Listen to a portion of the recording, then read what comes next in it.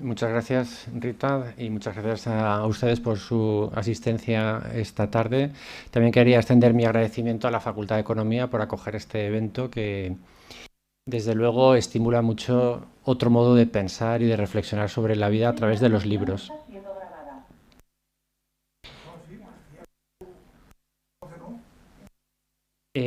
Luego también quería agradecer al IECO por haber pensado en mí como ponente para este programa y, y también a Ginés Marco por la organización de este programa. El libro que nos ha reunido hoy aquí es Utopía. Utopía es un librito, más que aunque estamos en el programa de grandes libros, pero realmente es un librito.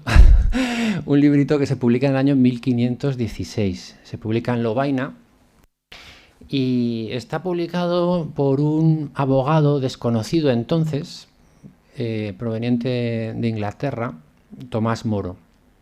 Y lo edita una de las personas más relevantes desde el punto de vista intelectual de aquel momento, que es Erasmo de Rotterdam.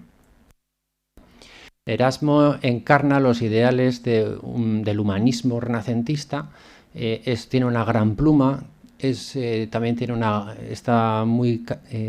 tiene una gran facilidad para la ironía, y la verdad es que entre los dos, a pesar de la diferencia de edad y diferencia de origen, enseguida hicieron tándem. Hicieron, por ejemplo, varias colaboraciones literarias, se conserva gran parte de la correspondencia y en ese sentido cuidaron mucho la amistad desde que se conocieron. Utopía ha sido publicado posteriormente con distintos subtítulos, probablemente porque los subtítulos del libro correspondían al editor. Y entonces el primer subtítulo se piensa que se debe a Erasmo. Y también da idea de qué va el libro. El subtítulo de la edición de 1516 es sobre el mejor estado de una república y sobre la nueva isla de Utopía. En esta ponencia me gustaría repasar los temas que desarrolla Tomás Moro y para eso voy a estructurar la ponencia en tres partes. En primer lugar voy a presentar al autor, también porque parte de su vida se refleja en la obra. Después, las otras dos partes, analizaremos los dos libros de los que se compone Utopía. Y la distinción además se debe a que tienen génesis distintas y son géneros diferentes. En el primero se trata de un diálogo que además interviene el propio autor y interviene el propio autor como un interlocutor. Y luego también en la segunda parte es la crónica de las costumbres y la forma de vida en Utopía y es a modo de un reportaje periodístico, podríamos pensar. Mi objetivo con la ponencia sería, sobre todo, ver cómo se refleja algo que ha llamado la atención desde el momento en que se publicó Utopía, que es una sociedad en la que no hay propiedad privada. Me gustaría indagar dónde está realmente la riqueza de la sociedad utópica. Vamos con el autor. Tomás Moro nace en Londres en el año 1478. Tiene ocasión de ir a estudiar a Oxford en el año 1492, donde ahí está 2 años. Posteriormente pasa a prepararse para abogado en Lincoln's Inn, animado por su padre y también siguiendo los pasos de su padre. En el año 1501, cuando está recién licenciado, podríamos decir, en Derecho, imparte una serie de conferencias sobre la ciudad de Dios en la iglesia de San Lorenzo de Londres. A los 3 años, en 1504, se casa con Joanna Colt, con quien tendrá 4 hijos. Antes de este matrimonio, Tomás Moro pasa aproximadamente 4 años en la Cartuja de Londres. Y lo que se supone es que él estaba planteándose, discerniendo la vocación. Si su vocación sería dedicarse a la vida contemplativa Al final optó por la vida secular, casándose y además participando en la vida pública. Pero sí que es cierto que él va a tener toda su vida una gran conciencia de misión ante Dios y ante su conciencia. En el año 1511 fallece Joanna y se casa con Alice Middleton, que también es viuda. En 1515 Moro es enviado a una embajada a los Países Bajos para negociar unos tratados sobre el comercio de lana con legados del príncipe Carlos. Esa embajada se alargó más de lo previsto y como se encontraba lejos de su familia, es verdad que tenía amigos, precisamente Erasmo era de esa zona y también otros amigos humanistas, pero es verdad que tenía más tiempo muerto, podríamos decir. Y entonces él va a aprovechar esos tiempos muertos que le dejan el viaje para comenzar a redactar lo que ahora es la segunda parte de Utopía. Es decir, él empieza ya a escribir cómo sería esa sociedad, como hemos leído, el mejor estado de una república. El año clave desde el punto de vista internacional es el 1517, que es cuando Martín Lutero, el día 31 de octubre, publica en la puerta de la Catedral de Wittenberg sus tesis, por las cuales pide una reforma a la Iglesia y a partir de entonces previamente había tensiones, pero ahí las tensiones en el centro de la cristiandad se van a extender y terminará con la Reforma Protestante y también afectará a la Iglesia de Inglaterra y al propio Tomás Moro. En el año 1518 Tomás Moro entra a trabajar al servicio del rey, Enrique VIII. Y porque sabía, tanto Wolsey, que era el canciller en aquel momento, como Enrique VIII se habían fijado en la valía profesional, que ya la empezó a mostrar precisamente en la embajada de 1515. A partir de ese año, la participación de Tomás Moro en la vida pública del Reino de Inglaterra va a ir increciendo hasta que en el año 1529 es nombrado Lord Canciller de Inglaterra. Este cargo supone, por un lado, custodiar el sello real y, por otro lado, supone también configurarse como la máxima autoridad del sistema judicial en el reino. Sin embargo, a los 3 años, en el año 1532, Tomás Moro dimite como Lord Canciller. El motivo es doble. Por un lado, Tomás Moro duda mucho de las razones por las cuales Enrique VIII quiere divorciarse de la reina Catalina de Aragón. Y él no había manifestado su opinión, pero sí que había manifestado sus dudas al respecto. Pero es que además cada vez Tomás Moro se siente más incómodo con las decisiones que está tomando Enrique VIII, por las cuales él toma, por así decir, el mando efectivo de la Iglesia de Inglaterra, y con lo cual supone suplantar el papel del Papa. Entonces, hay un momento que Tomás Moro dice que ya no puede continuar y dimite y se retira de la vida pública. Pero evidentemente era una persona, como pueden imaginarse, muy conocida y que se había manifestado de ese modo sus discrepancias con el planteamiento del rey. De hecho, a los 2 años, en 1534, el Parlamento saca el acta de sucesión. Posteriormente sacará un acta que es todavía más evidente, pero en este acta lo que se pide es el juramento de reconocer a los descendientes de Enrique VIII y Ana Bolena como los herederos de la corona. Probablemente Moro no habría tenido ningún inconveniente en reconocer como heredero de la corona a un hijo o a una hija de Enrique con Ana. Pero en el preámbulo de la ley se plasmaba nítidamente el reconocimiento de Enrique VIII como cabeza de la Iglesia de Inglaterra. Y entonces Tomás Moro no puede jurar ese acta en esos términos. En mayo de 1534, precisamente por negarse a jurar este acta, es llevado a la Torre de Londres como prisionero. Evidentemente la situación no es muy sostenible y al final, el 1 de julio de 1535, será condenado por alta traición y será ejecutado a los 5 días. No sé si conocen la película Un hombre para la eternidad, pero es una película desde el punto de vista de conocer el carácter de Moro y sobre todo esos difíciles momentos y sobre todo la relación con Alice, su mujer, y su hija Margaret, está muy bien reflejada. La película se titula Un hombre para la eternidad. Bien, vamos con el libro Utopía, que es la primera obra de ficción que publica Tomás Moro. El libro se abre con la misión diplomática que le ha llevado a Flandes a Tomás Moro. Y entonces se sitúa perfectamente en el año 1515.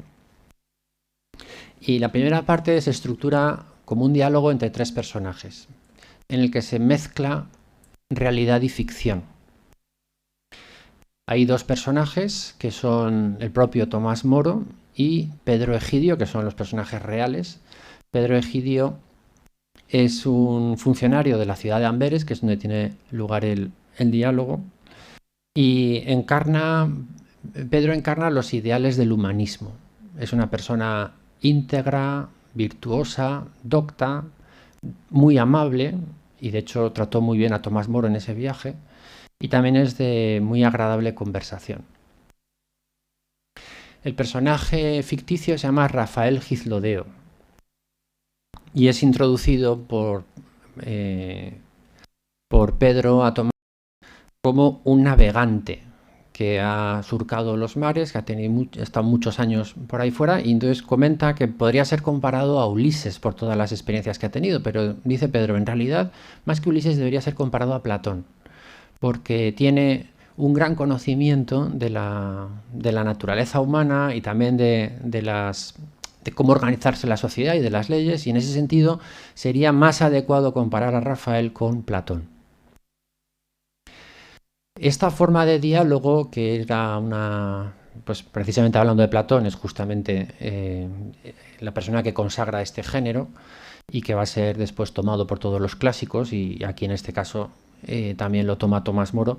La estructura del diálogo, fundamentalmente lo que se busca es confrontación de argumentos. Es lo que más importancia tiene en un diálogo.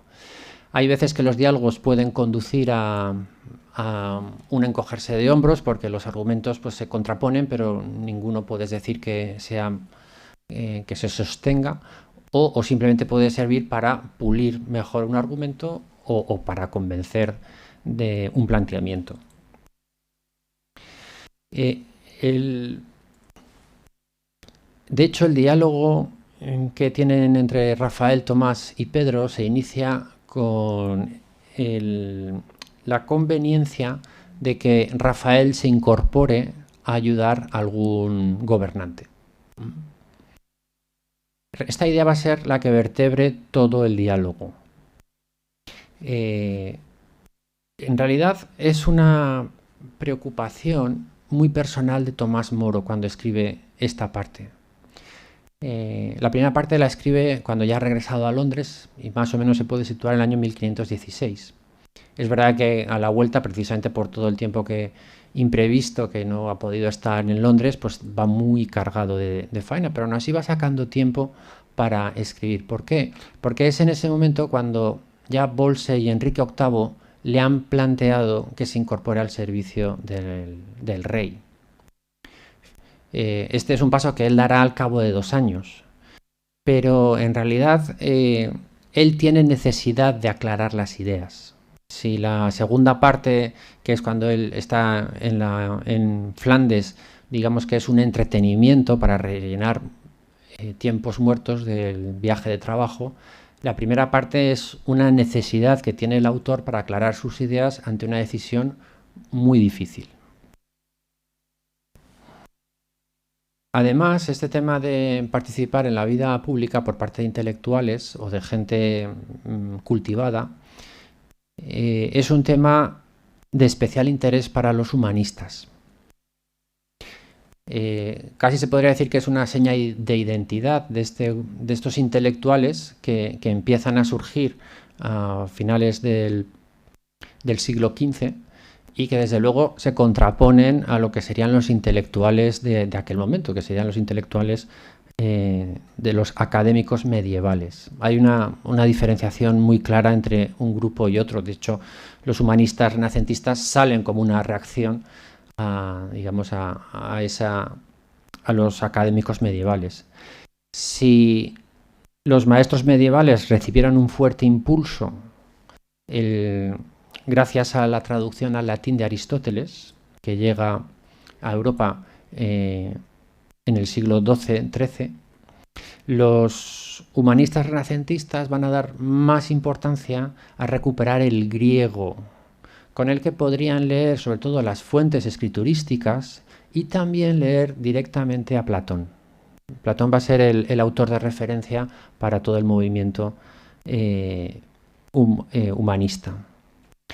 Si los maestros medievales fundamentan la formación que proporcionan en la lógica y la dialéctica, los humanistas renacentistas van a fomentar mucho más la gramática y la retórica como disciplinas que permiten mejor dirigirse a la gente. Y por eso reviven los relatos de ficción, como es el que nos ocupa. Si los académicos medievales, todo el desarrollo intelectual culmina en unos conocimientos abstractos, que al final son dominados por un grupo de especialistas, los humanistas renacentistas en realidad van a dar mucha más importancia a la filosofía moral, porque piensan que la filosofía moral puede contribuir a gobernar mejor. Entonces, como se puede ver, el humanismo lo que está buscando es recuperar una serie de autores, recuperar también la disciplina de la retórica y de la gramática, con el fin de poder ayudar a gobernar mejor. Por eso tienen los humanistas una preocupación especial por formar a los gobernantes. De ahí sale, por ejemplo, el Enquiridion de Erasmo y sobre todo saldrá una de las obras más influyentes, que es El Príncipe de Maquiavelo. Se nos ha presentado a Rafael como una persona que viaja y Pedro le anima a que forme parte del consejo de algún gobernante. Y realmente el perfil de Rafael da en el blanco, porque Rafael sabe latín, sabe griego, conoce la filosofía, sabe hablar bien, tiene experiencia, conoce leyes de distintos países y Pedro le anima a que forme parte del consejo de algún príncipe o de algún gobernante, porque así, le dice, podrás ser útil a la sociedad. Rafael inmediatamente declina la propuesta. Piensa que no sabe si renunciar a su tiempo de ocio vale la pena por ayudar o por participar en algún consejo de gobierno, porque dice que los reyes están más preocupados por las guerras que por la paz. Y también argumenta que los consejeros que tienen a su alrededor están más pendientes de adular al gobernante que de darle sinceros consejos. Y él piensa que ahí él no va a tener muchas posibilidades de ayudar. En ese momento, Rafael introduce un recuerdo, que es una comida que tiene lugar en casa de Thomas Morton, que en aquel momento que él dice que en aquel momento era el canciller de Inglaterra. Aquí se vuelve a juntar elementos de ficción con elementos de realidad, porque Thomas More, antes de ir a Oxford, estuvo sirviendo en casa de Thomas Morton. Y por lo tanto, por eso cuando él hace la descripción, cuando Rafael hace la descripción de la comida, hay un momento que Tomás dice, pues efectivamente esto era así. Y lo puede decir que efectivamente porque él lo había vivido. En la comida que relata Rafael se plantea un problema social grave. Y lo que refleja ese pasaje, que es un pasaje relativamente largo, es las reticencias que todos los consejeros le plantean a Rafael. Además, también refleja muy bien el ambiente lisonjero que hay en ese tipo de comidas y también las burlas fáciles que tienen los bufones. Sin embargo, este pasaje lo que le sirve sobre todo a Tomás Moro es para retratar lo que es un buen gobernante, porque refleja muy bien la actitud de Morton. Morton lo que quiere es estar abierto a nuevas posibilidades con tal de arreglar el problema.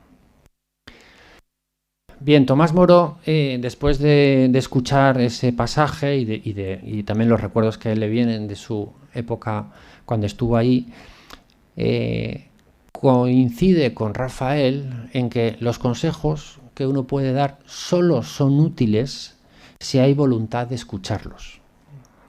Y esa era justamente, al menos tal y como nos lo cuenta Tomás Moro, la principal virtualidad de Morton. A continuación, Rafael plantea 3 problemas muy agudos de aquel momento. Y es interesante también cómo va a introducir por así decir, su experiencia y su sabiduría. Él dice que en Europa, en aquel momento, o en algunos países, se castigaba el robo con la pena de muerte, que también en otros países hay unas guerras de expansión para acrecentar los territorios de los reyes, y también él detecta un afán de recaudación excesivo, pero sobre todo pensando en empobrecer al pueblo para sostener el poder del rey. Estos 3 problemas que enuncia Rafael coinciden en que son situaciones injustas que se están dando en la sociedad de aquel momento y que sin embargo se ven como inevitables. Se ve como que ya no se puede hacer nada más. Esto es así. Para hacer la crítica a estas 3 situaciones, lo que va a hacer Rafael es evocar recuerdos de 3 pueblos distintos. En primer lugar, nos presenta lo que hacen los politeristas. Los politeristas, cuando hay alguien que ha sido condenado por robo, no le matan, sino lo que le hacen es, le piden que restituya lo que ha robado. Si no puede restituir con su propiedad, entonces ya le obligan a trabajar. Y si aún así tampoco puede, entonces es cuando es ya vendido como esclavo, trabaja como esclavo. Pero lo que deja muy claro Rafael es que en ningún momento se le priva de su vida, porque privar de la vida es privar de un bien que es irrestituible. Por eso se ve la injusticia de esa pena de muerte tan excesiva. En relación a las guerras de expansión, Rafael recuerda lo que hacen los acorianos, o lo que hizo más bien el rey de los acorianos, porque los acorianos en un momento dado conquistan un territorio vecino, con lo cual amplían y expanden su reino, pero lo que se dieron cuenta es que la atención del rey por atender o por reinar en el nuevo territorio estaba descuidando el gobierno en su propio territorio, con lo cual Rafael viene a decir que con afán de aumentar el número de súbditos se estaba deteriorando el gobierno de los propios súbditos. Y entonces, en un momento dado, el rey de los acorianos decidió liberar aquel territorio que había conquistado para poder centrarse y gobernar bien su propio territorio. En relación al afán de recaudación, Rafael nos presenta lo que hacen los macarienses. Los macarienses obligan en la ceremonia, cuando es nombrado rey, accede al trono, que el rey solamente puede tener en el tesoro real 1000 libras de oro. Se piensa que con esa cantidad ya se tiene más que dinero suficiente para poder gobernar bien sin necesidad de sobrecargar en impuestos a los súbditos. Lo que es interesante es que Rafael, después de narrarnos estos tres ejemplos, él mismo se dice a sí mismo que simplemente contar lo que hacen estos tres pueblos en Europa sería visto con un escepticismo y además visto como algo imposible de llevar a cabo. Y esto es algo que desde luego a Rafael le desanima mucho para poder dar el paso que le está pidiendo Pedro. Y por eso él es partidario de no renunciar a su ocio, porque no tiene sentido vista la situación. Moro, el personaje Moro, acepta la dificultad. Él piensa que efectivamente hablar de estos temas no siempre va a ser bien recibido, pero Moro discrepa con el planteamiento de Rafael. Él piensa que es verdad que no siempre uno va a ser escuchado, aunque sea sincero con el rey, pero sí que puede, desde ese puesto, ayudar a minimizar los males. A lo mejor no puedo hacer todo el bien que uno querría, pero sí que desde ese puesto puedo minimizar los daños y los males que hay en la sociedad. Y ese esfuerzo, piensa Moro el personaje, vale la pena.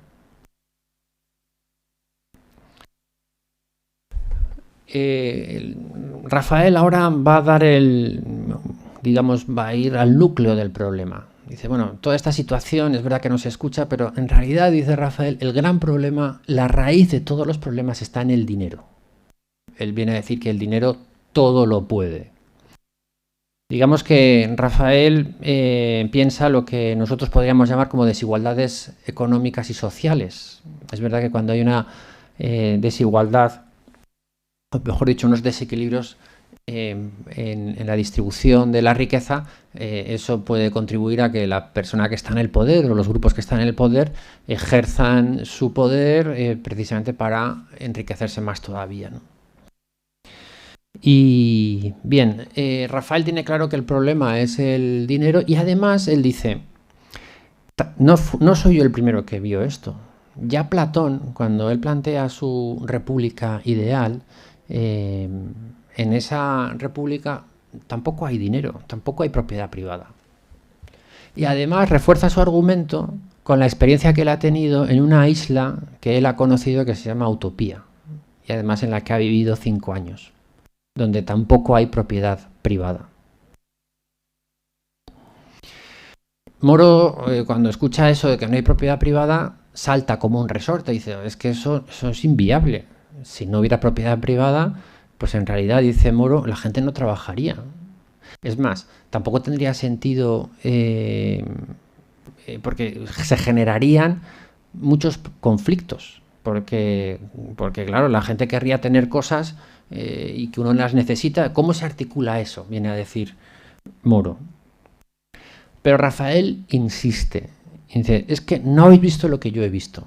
Si hubierais visto lo que yo he visto allí, cambiaríais de opinión.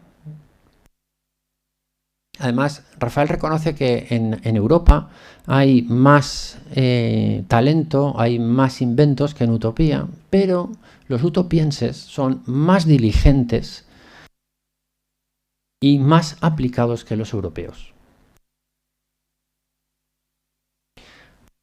El diálogo concluye aquí y pasamos a los tres personajes pasan al almuerzo. Y la idea es que después del almuerzo, en el atardecer en ese jardín, se continúe, mejor dicho, relate el navegante su experiencia de Utopía. Pero para un lector del siglo XVI, pienso que el haber llegado hasta ese punto, su interés ha sido despertado por el autor. Porque si un lector del siglo XVI pensara que vive en una sociedad justa, después de haber escuchado los problemas que han sido denunciados por Rafael,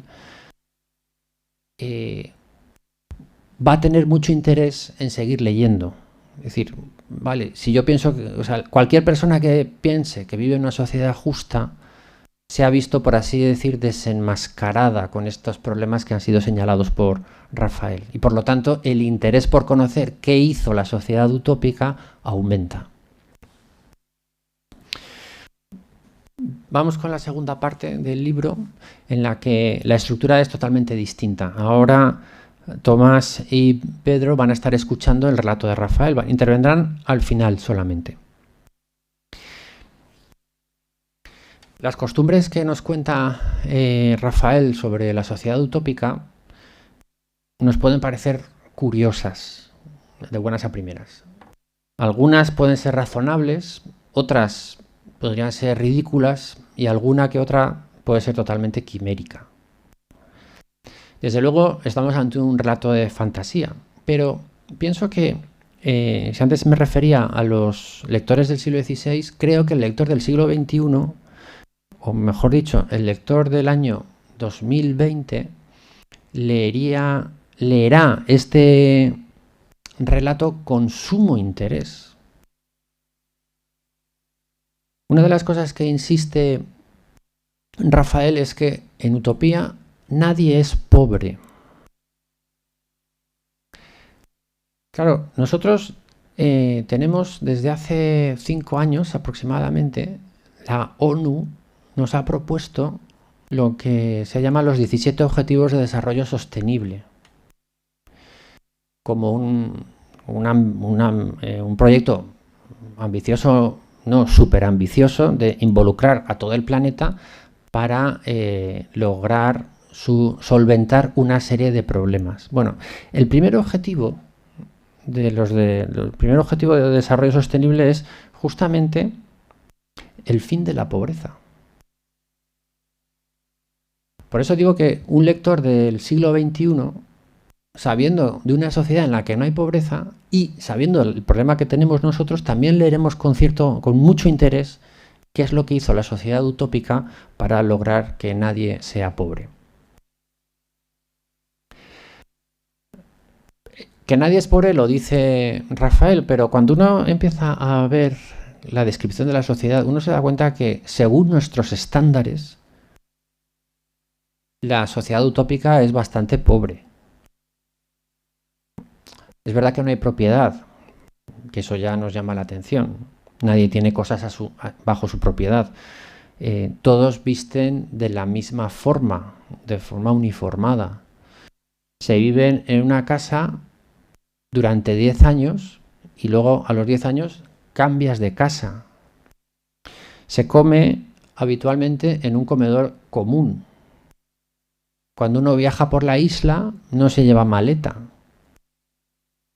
Y además todo el mundo, hombres y mujeres, hacen lo que antes era el servicio militar obligatorio. Ellos no hacen un servicio militar obligatorio, pero sí que hacen un servicio de abastecimiento en los campos. Pasan 2 años trabajando en el campo. Con lo cual, a medida que vamos avanzando a la lectura, eso de que nadie es pobre en Utopía nos deja un poco perplejos. Tomás Moro había dicho que si todo era común, pues ahí nadie trabajaría. Y una de las cosas que va a destacar Rafael es que el trabajo vertebra toda la jornada diaria. Toda la gente trabaja 6 horas al día. Y con eso se cubren todas las necesidades de la isla. Rafael tiene necesidad de salir al paso de una crítica y aclara una cosa. Podría parecer que si todo el mundo trabajara 6 horas no se daría abasto. E incluso también en nuestra mentalidad podríamos pensar lo mismo, ¿no? Nosotros que a veces trabajamos 8 y a veces más de 9 horas al día. Rafael lo que explica es que, por un lado, en Utopía no hay mendigos. Por lo tanto, todo el mundo está disponible para trabajar. Tampoco hay aristócratas. Y por lo tanto, digamos que todo el mundo está disponible para trabajar. Pero es que además, precisamente porque no hay aristócratas, no hay tampoco trabajos superfluos. Con lo cual, lo que hay que trabajar fundamentalmente es en aquellos trabajos que aportan valor a la sociedad real. Y entonces, en ese sentido, La sociedad utópica, con esa jornada laboral, logra cubrir todas las necesidades. Quizás lo que más nos pueda sorprender del trabajo de los utópicos es que no cobran por trabajar. No conciben el trabajo como un intercambio de dar un servicio o transformar una materia prima y a cambio recibir una remuneración. Los utópicos trabajan gratuitamente por el servicio de la comunidad. Podríamos pensar que si no cobran, porque sí que trabajan, no están pensando en el futuro o en las pensiones. Y es verdad que no hay sistema de pensiones. En realidad, la sociedad utópica no se organiza como un estado del bienestar. Se organiza más bien como una sociedad del bienestar, donde todo el mundo puede ser cuidado y atendido por sus compatriotas. Y cuando una persona ya no puede trabajar por edad o por enfermedad, no por eso se queda tirada, sino que dispone de un hospital y también recibe todo el cuidado y las necesidades que le puedan, y sus necesidades son cubiertas por la comunidad. Bien, en utopía el dinero no es útil porque no hay moneda de cambio, no hay mercados. No hay mercados donde ir a comprar. Cuando alguien necesita algo, lo que hace es va al almacén y lo coge. Es verdad que los utopienses saben que es ridículo retener algo que sea innecesario, sobre todo cuando hay otra persona que lo va a necesitar. Y por eso los almacenes están a disposición de cualquier utopiense. Con los viajes sucede lo mismo. Cuando uno viaja por la isla, va sin maletas y lógicamente va sin dinero, porque allí donde uno acude se siente como en casa, y la gente, aunque no le conozca, es recibido, acogido y se le cubren todas sus necesidades. Esta idea de cómo se entiende el dinero también nos resulta muy llamativa cuando Rafael explica el uso de los metales preciosos, del oro y de la plata. El oro y la plata se utilizan para hacer orinales y también para hacer las cadenas de esclavos. ¿Por qué hacen esto? Porque se dan cuenta que el afán de ostentación que muchas veces lleva implícito estos metales carece de sentido en la isla. Y también ese tipo de uso del oro y de la plata es también como un elemento formativo. Esto se puso de manifiesto cuando visitaron la isla los embajadores anemolianos. Llegaron a la isla, ya se ve que no conocían las costumbres de los utópicos, aunque sí habían oído hablar de la cultura, del nivel cultural y del nivel que tenía la sociedad utópica. Entonces quisieron impresionar a los utopienses y entonces se ataviaron con cadenas de oro, con joyas. Era una cosa muy llamativa. Hasta el punto que realmente los utopienses, especialmente los niños, cuando les vieron, lo que pensaban de ellos es que eran o bufones o esclavos. Con lo cual, lo que pretendían los anemolianos, pues al final impresionaron, pero desde otro punto de vista. Un poco esta anécdota refleja hasta qué punto ha calado esta idea, este concepto de los metales preciosos.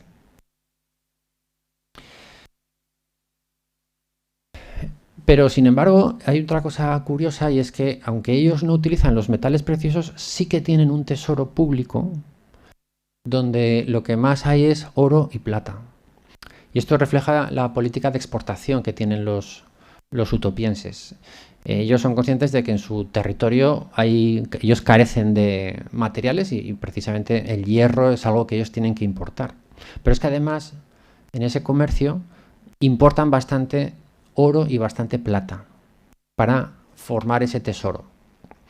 Ese tesoro no lo utilizan para controlar las monedas de cambio porque no tiene ningún sentido, no hay política monetaria. Sin embargo, lo utilizan para paliar el mayor mal que ellos estiman para la sociedad, que es la guerra. La política bélica o la política defensiva de los utopienses es realmente curiosa. Ellos son partidarios de gastarse el oro antes que perder la vida de un utopiense. Y para ello no dudan en contratar servicios de mercenarios y tampoco dudan en, cuando están, digamos, a punto de entrar en guerra con algún pueblo, utilizar ese dinero para sembrar discordia en las filas de los enemigos. Ellos saben que lo más valioso que tienen no es el oro, sino que son la vida de los propios utopienses. Y para eso emplean el oro y la plata. Esta política bélica en realidad también responde al, por así decir, al ethos de los propios utopienses. Ellos piensan que la mayor riqueza que tienen es vivir alegremente. La dicha de vivir lo que consiste es justamente en poder dedicar tiempo a cultivar el espíritu. Bien, porque ellos ven que en la felicidad hay distintos tipos de placeres y el placer más valioso es el placer espiritual, más que el placer corporal. Claro, decir que la mayor riqueza de los utopienses es vivir alegremente, cuando nos ha dicho Rafael que no hay cervecerías, que no hay tabernas, también nos deja un poco con la mosca detrás de la oreja. Aquí tiene mucha importancia las reflexiones que va introduciendo Rafael sobre el concepto de felicidad que tienen los utopienses, que es básico y que de alguna forma articula toda su ética y toda su concepción ética. Vale. Bien.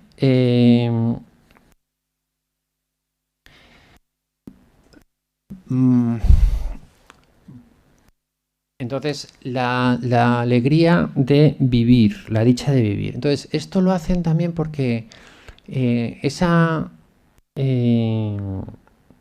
contemplación de la verdad les requiere a ellos dedicar tiempo al estudio. Y de hecho, cuando ellos terminan de trabajar, lo que dedican es tiempo fundamentalmente a estudiar, porque ellos no se cansan de aprender. Claro, ellos entienden el aprendizaje de un modo muy distinto a como lo entendemos nosotros. Ellos no pretenden acumular títulos. Ellos lo que buscan es encontrar esa dicha de contemplar la verdad. Y eso significa, entre otras cosas, la capacidad de relacionar todo con todo. Ellos cultivan la inteligencia para comprender mejor la realidad. No utilizan la inteligencia para dominar mejor la naturaleza, sino para encontrar más ocasiones de dicha. De hecho, a propósito de los anemolianos, hay un comentario de Rafael que viene a decir que tiene poco sentido estar pendiente de las piedrecitas que titilan cuando puedes contemplar las estrellas o puedes contemplar el sol. Eso ya te está indicando cómo ellos conciben el estudio y el aprendizaje como una ocasión de descubrir las realidades más bellas y más amables. Bien. Este es el planteamiento este es el planteamiento de utopía. Una sociedad donde la gente trabaja, una sociedad donde se comparte todo, donde se dedica un tiempo al estudio, donde se saca tiempo para el aprendizaje y se trata de minimizar los esfuerzos físicos. Pero al final nos podremos plantear, y de hecho se plantea en el diálogo, si prescindimos de lo codiciable, ¿desaparece la codicia? Es decir, en una sociedad donde efectivamente no tiene sentido la ostentación, una sociedad donde no hay intercambio, ¿puede decirse que se ha superado la codicia? Aquí Rafael va a introducir una reflexión que me parece que es de gran importancia para entender el proyecto de Tomás Moro y también su propuesta. Porque Rafael va a decir que en realidad hay algo que está en la raíz de la codicia, que es el orgullo.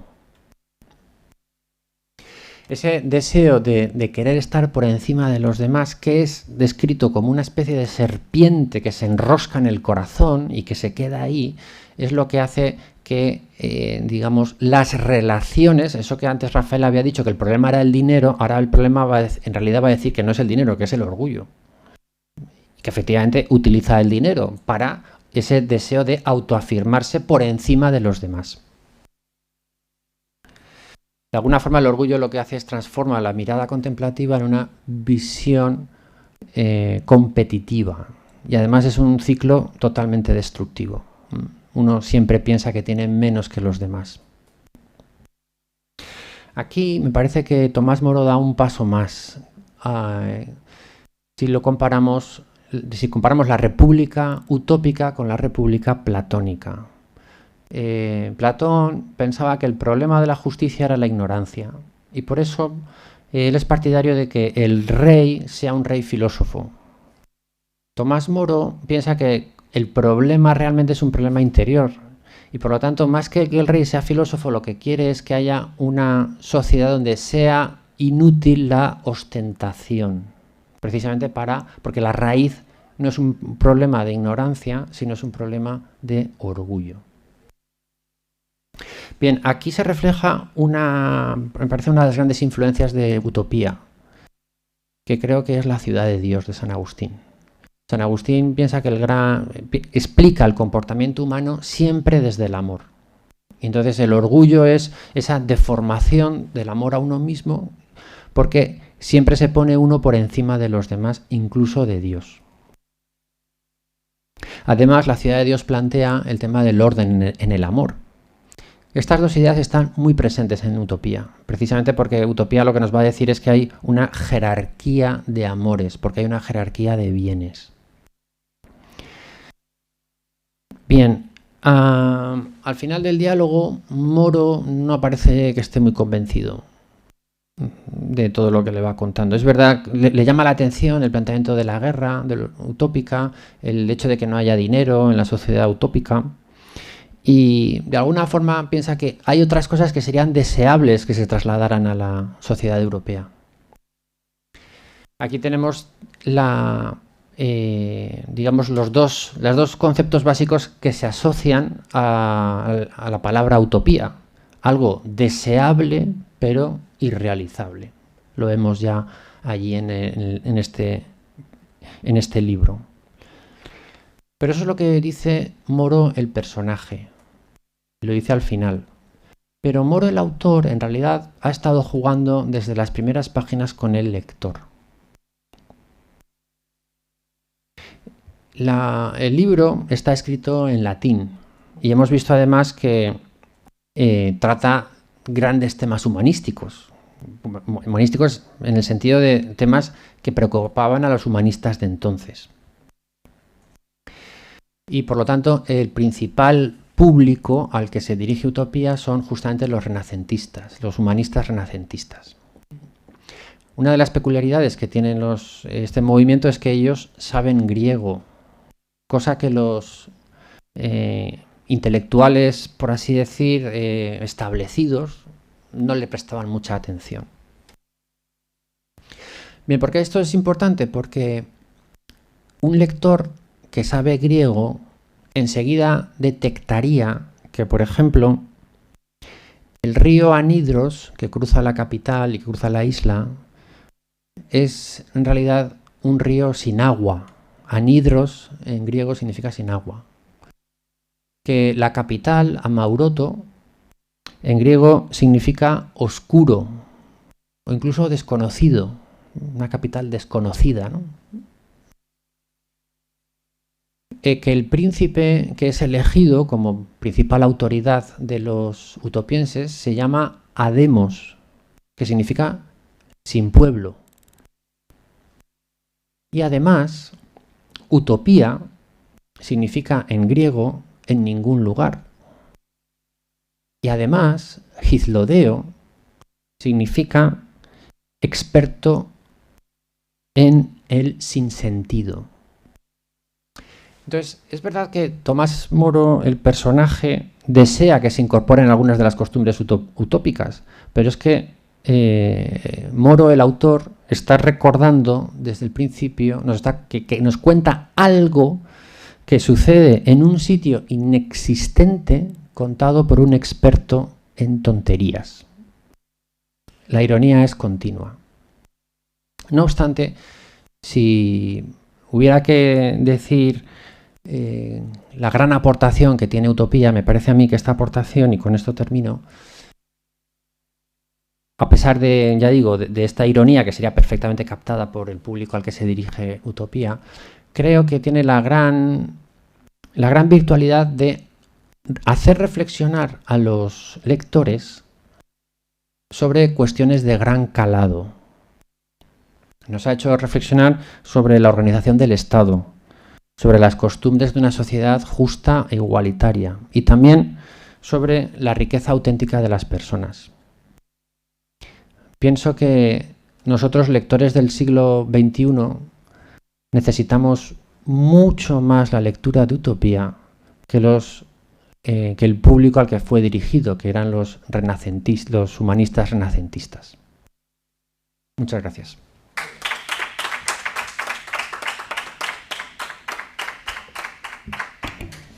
Muchísimas gracias, Tomás. Creo que el final ha sido apoteósico. Bueno, ahora, como siempre, si queréis, las personas que estáis en casa, si queréis preguntar, podéis levantar la mano con el icono o hacer una señal, y las que estáis aquí, pues lo mismo, y os pasamos el micrófono, y luego también si alguien quiere preguntar por el chat, pues también puede. Enrique, adelante. A ver si le escucháis desde casa.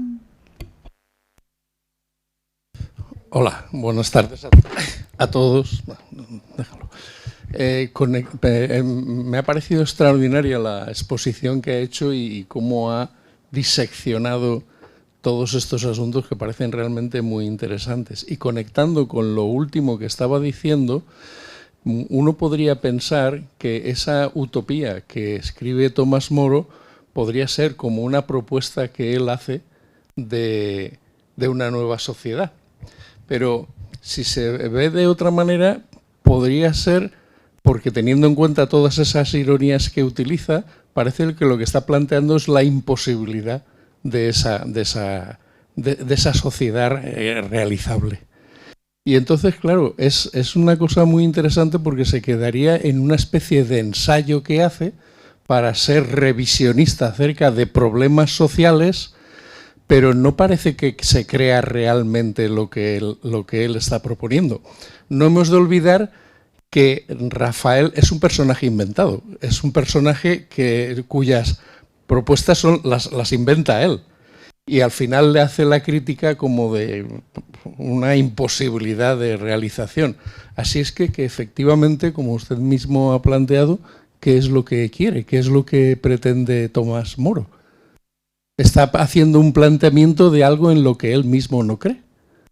¿No lo ve usted así? En buena medida sí. En buena medida comparto esa percepción. Que, de hecho, si seguimos hablando de utopía, en buena parte es por esta ambigüedad que te encuentras en el propio texto. Nosotros no captamos toda la ironía que hay detrás, porque no sabemos griego. Pero cuando uno se da cuenta de estos juegos, pues te sorprende más aún.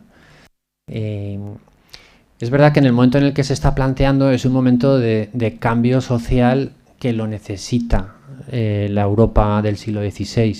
Lo necesita. Ya lo necesitaba en el siglo XV. Y de hecho, buena parte del movimiento iniciado por Erasmo y también en otros centros van orientados a que hay que cambiar. Lo que estaba claro es que la organización de la cristiandad medieval estaba caduca. Entonces, lo digo porque es verdad que esa idea de cambio está en el ambiente. Que resulta que podemos decir que Tomás Moro no se lo acaba de creer. Sí, es verdad. Yo pienso en realidad que lo que quiere hacer es hacernos pensar. Eso creo que vale mucho.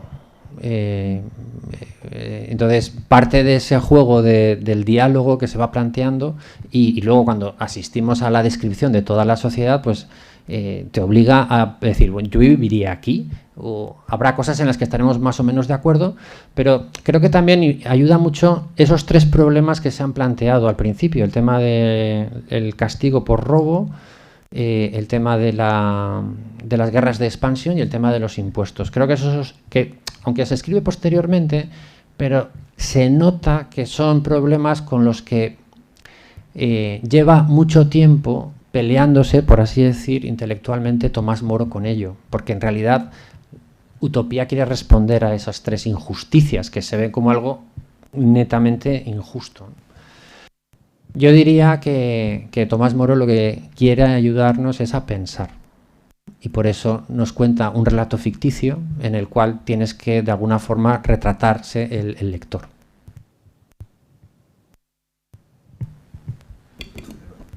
Otra pregunta, Carlos. ¿Se oye? Vale. Sí, que en primer lugar lo que me ha llamado la atención es que la obra me parece que anticipa lo que puede salir en Un mundo feliz o otras utopías, y que por lo general, tal y como escribe el país, es indeseable vivir en ese país. Sin embargo, no entiendo por qué, si lo describe de esa manera y ese juego de ironías, no pone por boca de él mismo en la obra o otro personaje una crítica a esa sociedad. Dice cuáles son los problemas exactos que tiene esa sociedad y cómo resolverlos. ¿Se refiere a la sociedad del siglo XVI europea o la sociedad utópica? Utopía. Bueno, de alguna forma creo que al final se ve que el personaje Moro no le acaba de convencer todo lo que está haciendo, sobre todo lo que hace referencia al tema del dinero. Me parece muy interesante también la mención que usted ha hecho a 1984 y Un mundo feliz, porque realmente da la impresión de que los autores de esas novelas del siglo XX tampoco quisieran vivir ahí. Pero bueno, también es verdad que él lo está escribiendo. Hay que tener en cuenta que el libro se escribe un poco a caballo, no es que sea un proyecto cerrado, es decir, esa parte, ya digo, que es como ese modo de escribir de llenar tiempos muertos y cómo sería, y ahí estimulas la imaginación, y luego la primera parte le obliga a pensar sobre un tema que él le va a afectar en el futuro, ¿no? Y sí que me consta por varias biografías que no dispuso de mucho tiempo, porque no era como Erasmo, que se dedicaba a eso. Pero bueno, en todo caso, es verdad que jugando con esa ironía te está haciendo ver que lo que te estoy contando es que no puede suceder. Pero nos obliga a reflexionar, nos obliga a pensar. Hay muchos aspectos que no me ha dado tiempo a tocarlos, pero creo que hay otro tema muy importante que le da una gran importancia, que es el tema de la religión. Precisamente porque están en una sociedad religiosa, como era la Europa del siglo XVI. Y la religión que plantea en Utopía, de hecho hay un momento dado que Rafael lo dice. Dice, no es una religión supersticiosa, sino que es una religión que tiene un gran fundamento en la inteligencia. Y de ahí esa idea de ver a Dios como un creador. Que además un creador que se goza en que nosotros los hombres admiremos su obra. Y además, lo que es muy interesante es el siguiente razonamiento. Él dice, la religión no es una cuestión de conocimientos, es una cuestión de obras. Y me parece que que esto creo que sí que es aplicable, la gran aportación que hace Moro es conecta ese creador con las obras de Utopía. ¿Por qué? Porque el creador, lo que ha hecho, el artífice creador, que es como denomina al ser supremo, dice que ha creado toda esta maravilla para ser admirada y ser correspondida. De alguna forma es como si quisiera compartir su alegría. De la misma forma que un artista crea algo y se alegra con que otras personas se lo reconozcan. Vale. Si resulta que el ethos de Utopía es vivir alegremente, es coherente con tener un creador a quien se le adora, que es fuente de alegría. Y por lo tanto, a la hora de ayudar a los demás, en realidad estás haciendo partícipe estás imitando al creador, porque estás ayudando a los demás, no solamente con obras de caridad, sino ayudándoles a que vivan más alegremente, ¿no? Creo que esto tiene mucho más aplicación, por lo menos en la sociedad de aquel momento, donde efectivamente había prácticas que no eran adecuadas y sobre todo eran muy supersticiosas, ¿no? Entonces, bueno, aquí también ves la importancia que los humanistas renacentistas daban justamente al estudio y al conocimiento. Javier. Bueno, en primer lugar, muchísimas gracias por la claridad y por la profundidad en el tratamiento del tema. En segundo lugar, quería comentar que también me ha gustado mucho que haya hablado usted del libro Utopía y no de las utopías. Era una tentación también y nos hubiese llevado por un viaje por el Danubio, no azul, un viaje largo, hablar de las utopías, distopías. No, hemos hablado del libro, como Umbral, cuando quiso hablar de su libro. Hemos venido a hablar de utopía y lo ha conseguido. No, eso lo veo muy interesante de verdad. Y luego ya quería comentar dos cosas y hacer dos preguntas sobre estos comentarios. Se habla mucho en el libro, y usted también lo ha recordado, sobre la alusión que el personaje principal, Rafael Geilodeo, que por cierto recuerda al Cide Hamete Benengeli del El Quijote. Es decir, utiliza una figura, yo no sé si lo hace adrede, para exponer posiciones quizás radicales, diciendo que es de otro. Es decir, yo no lo digo, lo dice el otro, pero queda en el libro. Es una hipótesis, ¿eh? Bueno, es curiosa la figura esta, como la de Cide Hamete en El Quijote. Entonces, bueno, se habla mucho en el libro de la República de Platón. Bien, si no recuerdo mal, Platón también plantea como una república utópica desde mi punto de vista, y para llegar a la misma se tiene que pasar lo que él llama las tres grandes olas: la comunidad de bienes, la comunidad de mujeres e hijos y el filósofo rey. Claro, aquí Platón va más lejos que va Tomás Moro. No es que me parezca bien lo que haga Platón, pero sinceramente creo que va más lejos. Es una pregunta que le iba a hacer. Y luego también el tema de la ética. Claro, la ética que subyace, para mí, a lo mejor es una barbaridad esto que voy a decir, pero bueno, tengo confianza en este foro y lo voy a decir. Es una mezcla de ética epicúrea y ética kantiana. Es decir, el placer es hacer lo que se debe hacer. Claro, insisto, igual es una barbaridad esta mezcla de conceptos, ¿no?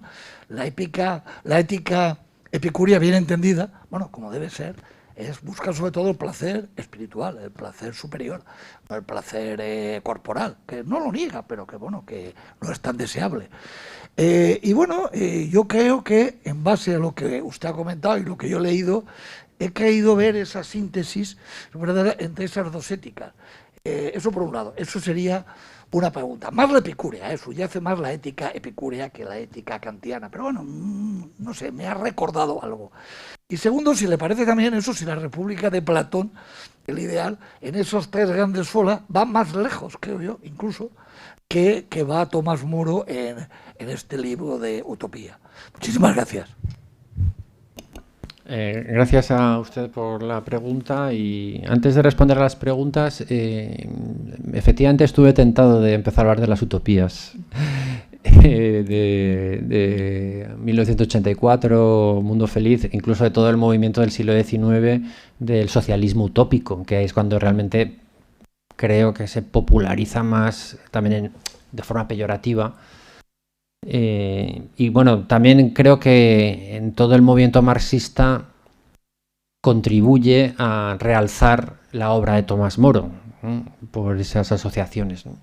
Que bueno, que no tengo ningún inconveniente después en comentar cualquier detalle, pero que efectivamente es el modo que conecta Tomás Moro también con la sociedad contemporánea.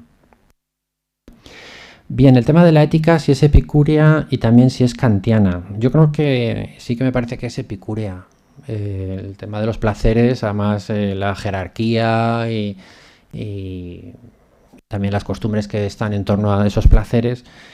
Sí que es verdad que nosotros a lo mejor podemos asociar, sea algo epicúreo, no lo asociaríamos quizá a placeres intelectuales, pero bueno, sí que están ahí, y desde luego lo que es interesante, y aquí me parece que, digamos, sí que se aleja radicalmente de Kant, es con el tema de la búsqueda de la felicidad. De hecho, en parte, Kant lo que hace es, por decir, toda esa tradición que viene en tradición clásica, donde, digamos, el centro de la ética es la felicidad, con Kant ahí se da un quiebro, porque Kant hace una crítica a la heteronomía, y entonces él va a apostar por la autonomía. Y ahí es donde me parece que tengo muchas dudas de que se podría decir que fuera una ética kantiana, porque Kant justamente no valora esas fuentes de felicidad. Lo que va a valorar es que yo tengo que ser totalmente autónomo y que yo me doy a mí mismo mis reglas de comportamiento que tienen que ser universales.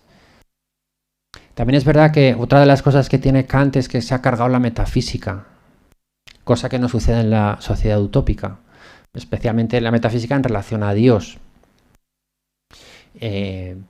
Para Kant, Dios es un postulado. Me parece que para Moro y para los utopienses no es un postulado, tiene una gran influencia en la propia vida. Entonces, sí que estoy de acuerdo que él plantea una ética epicúrea, porque él, en realidad, Tomás Moro, bebe de toda la tradición clásica de búsqueda de la felicidad. En relación a la República de Platón, es verdad lo que usted comenta de esas tres ejes de la sociedad, la comunidad de bienes, comunidad de mujeres y el filósofo rey. Más o menos, salvo el filósofo rey, lo encontramos en Utopía. La comunidad de mujeres no, y la comunidad de niños no. En ese sentido va mucho más allá, sí.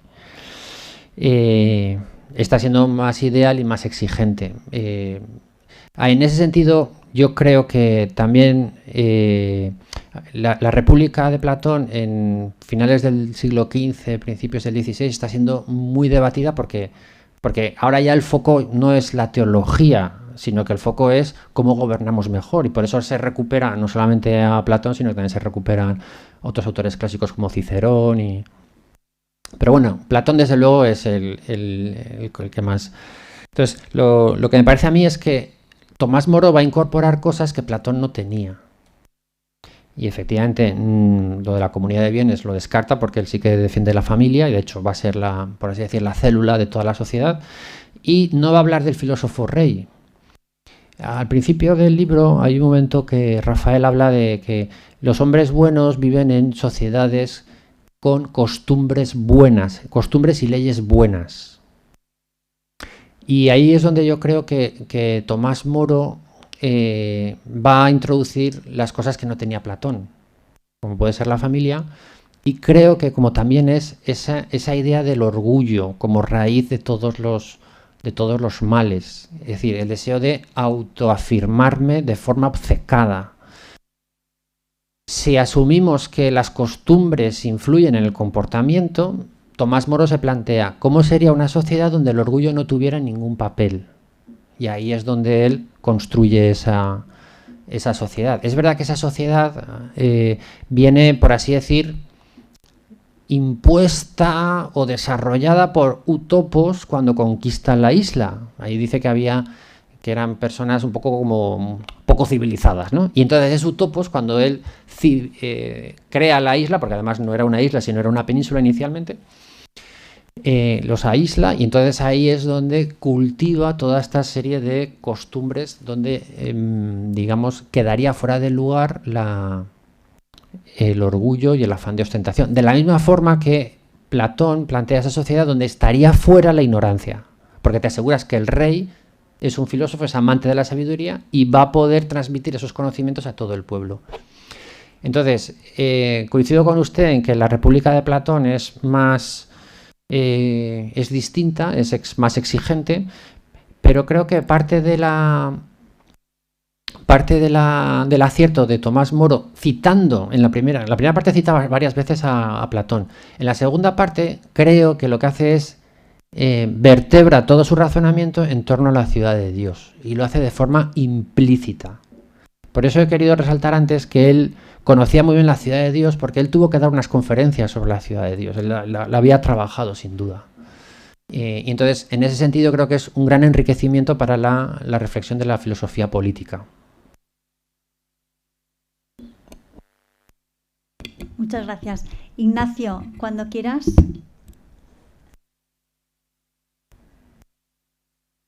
Tienes que desbloquear el micro, Ignacio, ahora.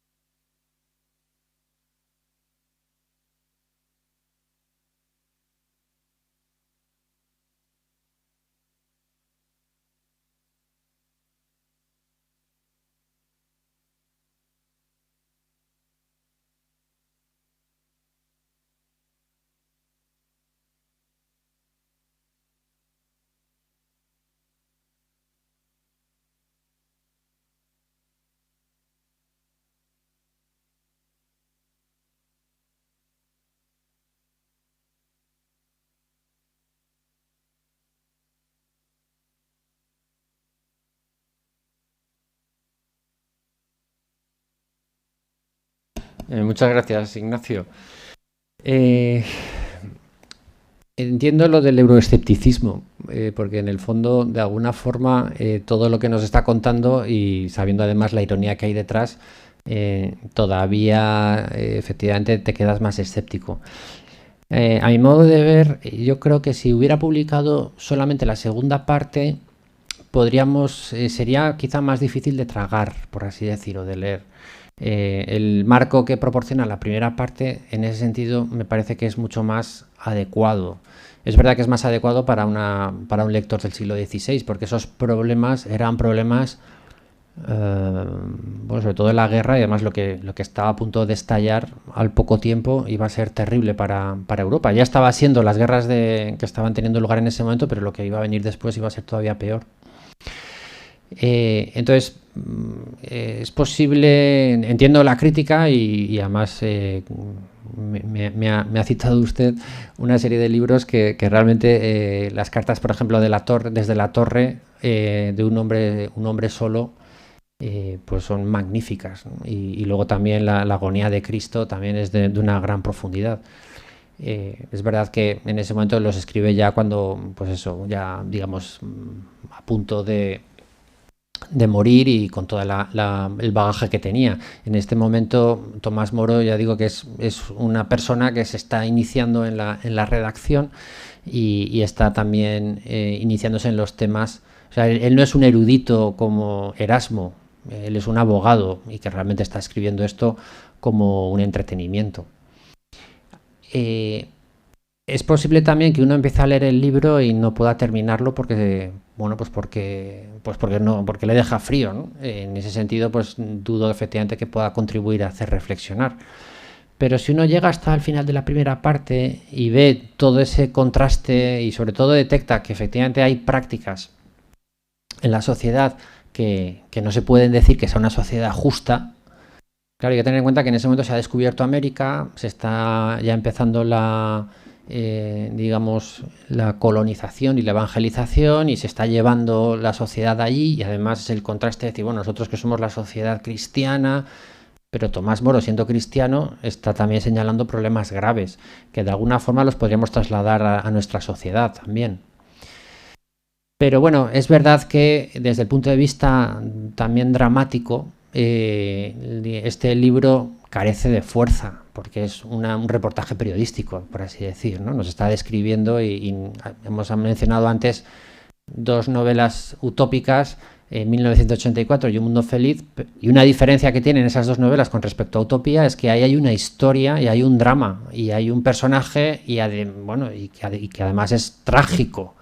Eso no lo tenemos en Utopía. Entonces, en ese sentido, creo que el género sí que ha evolucionado y desde luego ha ganado mucho más en gancho. Pero coincido con usted en que se trata de un libro que puede resultar de algún modo frío y que no engancha. Pero creo que, por eso he hecho el esfuerzo de hacer el contexto, porque creo que con el contexto se puede apreciar mejor el ensayo que hace Tomás Moro con esta obra.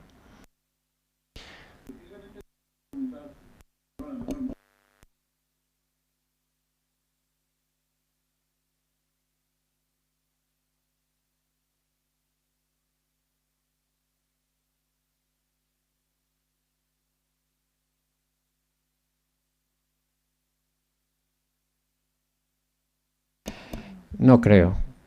No creo, porque tenga en cuenta que él, sobre todo en la primera parte, él está tomando una decisión. He dicho que era una decisión difícil y que al final esa decisión con el tiempo le va a costar la cabeza, porque le cortan la cabeza. Él desconfía del poder.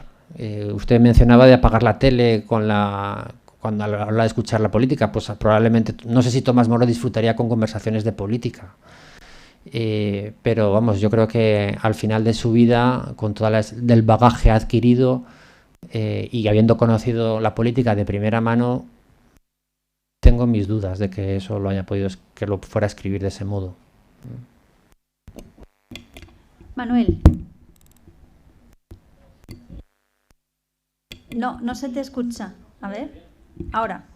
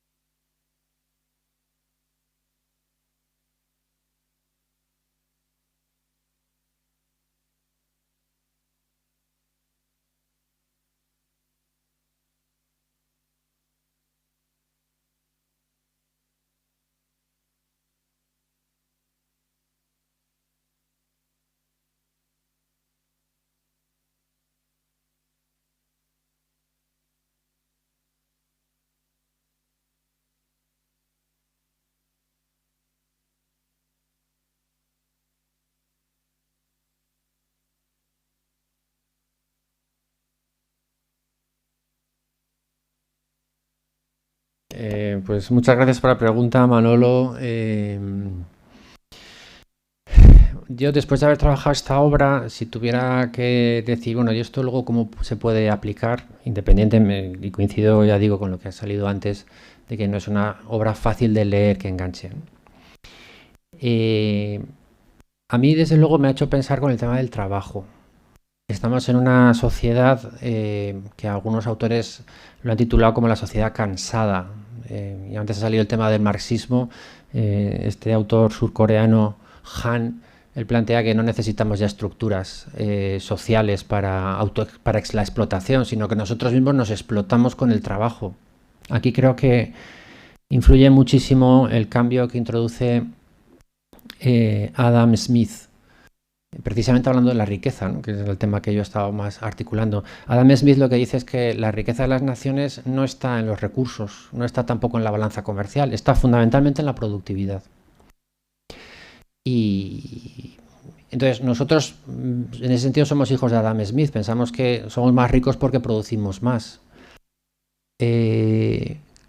Leyendo a Tomás Moro y leyendo cómo es la sociedad utópica, vemos que desde luego esa ética nuestra, ética por así decir del trabajo, entendido de esta forma, no cabe en una sociedad utópica. Porque el trabajo por un lado está acotado, no son 10 horas de trabajo diarias, son 6 horas. Y además está la cuestión a mí me parece que de las cosas más interesantes que tiene Utopía es que entiende muy bien para qué está la razón y para qué está la inteligencia. La inteligencia está para vivir mejor, para vivir más alegremente. Esto lo puede decir porque todavía la inteligencia no ha sido moldeada por la mentalidad moderna. Descartes todavía no ha llegado y Bacon es más o menos un poquito posterior. Pero la idea de que saber es poder, que es lo que afirma Bacon, todavía no ha calado en la sociedad del siglo XVI y Tomás Moro está bebiendo de una tradición ajena a esa idea, que ese saber es poder, conecta también con lo que decía Adam Smith. Entonces, a mí me parece que lo que pueda aportar una novela o un libro como el de Utopía para un líder del siglo XXI es darnos cuenta, en primer lugar, del sentido del trabajo, que se puede trabajar con afán de servicio y que te genera una riqueza que es mucho mayor que la riqueza proveniente de la remuneración económica. En segundo lugar, creo que también es muy interesante todo lo que cuenta sobre la idea del estudio. Ellos en un momento dado dicen que tienen ganas de aprender. Usted ha mencionado que yo doy clases en la universidad y usted también da clases en la universidad. Yo por lo menos cuando encuentro un alumno que de verdad quiere aprender, porque no todos los que asisten quieren de verdad aprender, pues a mí me cambia el asistir a esa clase. Porque sabes que hay alguien que está dispuesto a aprender el qué, aprender la verdad. Moro va a hacer mucho hincapié en la cuestión de la contemplación de la verdad y lo va a unir justamente a la dicha de vivir, a la alegría de vivir. Claro, estamos en una sociedad o en una cultura donde la verdad es muy cuestionada y eso, claro, influye en el modo de aprender. Porque entonces, si no existe la verdad, pues al final uno lo que necesita es aprender cosas útiles. Pues en ese sentido, creo que esta reflexión, que no es tan explícita en el libro, pero que sí que se puede extraer del libro, puede ser una fuente de gran enseñanza para los líderes del siglo XXI. Yo creo que por lo menos estas dos ideas, a mí por lo menos personalmente sí que me han ayudado después de haber estudiado esta novela. Muchas gracias, Tomás. Bueno, hemos llegado al final. Ha sido una brillante exposición y creo que nos vamos todos con cosas que hemos aprendido, pero sobre todo con ideas para seguir reflexionando y ver cómo aplicarlas a nuestro día a día, que es el objetivo del programa.